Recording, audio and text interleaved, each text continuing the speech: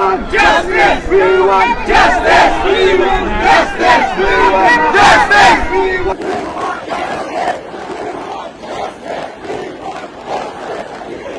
موږ دلته لندن په مرکز کې نایس برج ته راغلي یو د افغانانو د ناخوالو او د بدبختیو او د ناچارو چې په ایران حکومت پرې کوي غږ پورته کوو د ایران په حکومت باندې دا غږ کوو چې د افغانانو له زورونې له وژنې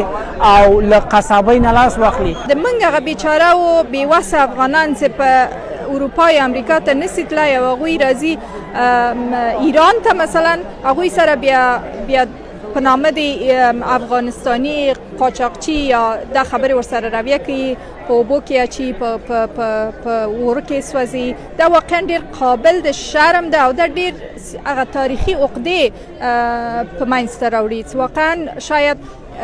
آینده نسلو ته هم ډېر نقص ورسوي نو امیدواره یم چې دا خبرې دا چیغې او دا تاثر یو ان ته ورسیږي او یو ان یو اقدام وکړي په دې مورد کې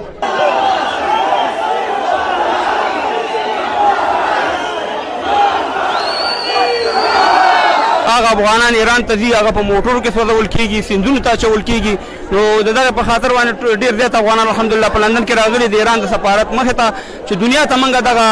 میسج ورکړو چې موږ افغانانو سره ولې دا ظلم کېږي او دا ظلم د 43 کالو نه روان دی په افغانانو باندې خو موږ ټولو نړۍ کې چې کوم دي کې افغانان پښتانه اوسېږي باید یو بل سره لاس ورکړي نن یو تورې په امریکا کې مړ شوی د دنیا سوپر پاور ده مګر هغې ته په هغه اتفاق په وجه باندې ټولو ته یې میسج ورکړو هغه تورې وګټلو نو موږ او تاسو خو تاریخ لرو غیرتمند ځان ته باید چې راوچت شو د خپلو افغانانو چې په هر ځای کې ظلم کېږي او ورسره ودرېږو او د هغې اواز اوچت کړو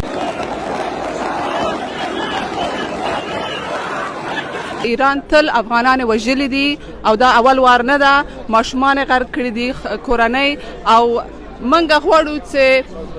دنیا د موږ غږ واوري او ټوله نړیواله ټولنه یونایټډ نیشن ټول باید د موږ غږ واوري چې موږ ولې دلته راغلي یو او افغانانو وینه ولې دومره ارزانه سوې ده افغانان ولې افغانان انسانان نه دي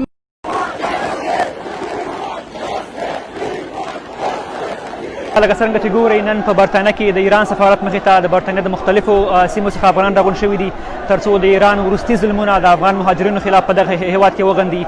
د ایران دا لومړی ځل نه دی چې افغانان په دغه هیواد کې زوروي او په بېرحمانه توګه یې وژني د ښوونځیو د بندولو څخه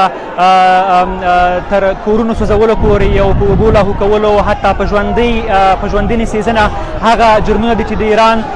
د پولیسو لخوا د افغان مهاجرینو سره کېږي او نن دغه ځوانان د مختلفو ځایونو څخه راغلي دي تر څو دغه کړنې وغندي او د افغان حکومت او نړیوالې شورا څخه